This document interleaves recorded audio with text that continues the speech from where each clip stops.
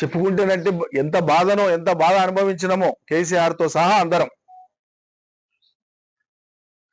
గుమ్మరంగా ఉన్నాం, బయట పడతలేం, బయట పడలే కూడా అవసరం లేదని.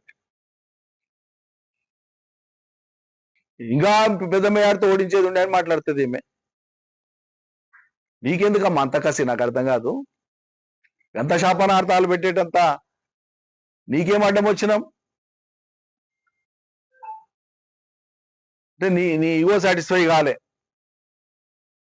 నీకు ఉండేటువంటి దురహంకారం ఎటువంటిదంటే ఇవాళ చెప్పాలి కాబట్టి చెప్పాల్సి వస్తుంది. తండ్రి వయసు వాళ్లను, మంత్రుల్ని, పార్టీ ఎమ్మెల్యేలని, నాయకుల్ని ఇంటికి పిలిపించుకొని మాట్లాడేటువంటి సంస్కారం ఇది.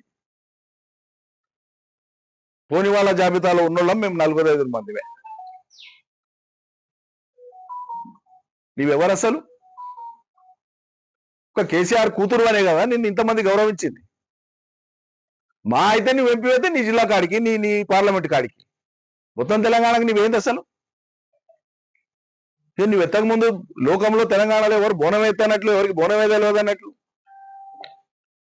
నువ్వు ఆడక ముందు బతుకమ్మనే లోకం ఆడనట్లు.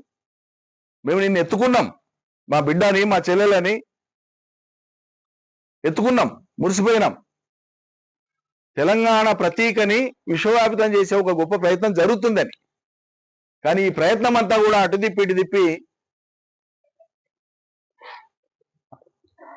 అది ఎటుదారి మళ్ళీందో ఇవాళ బాధపడుతున్నాం.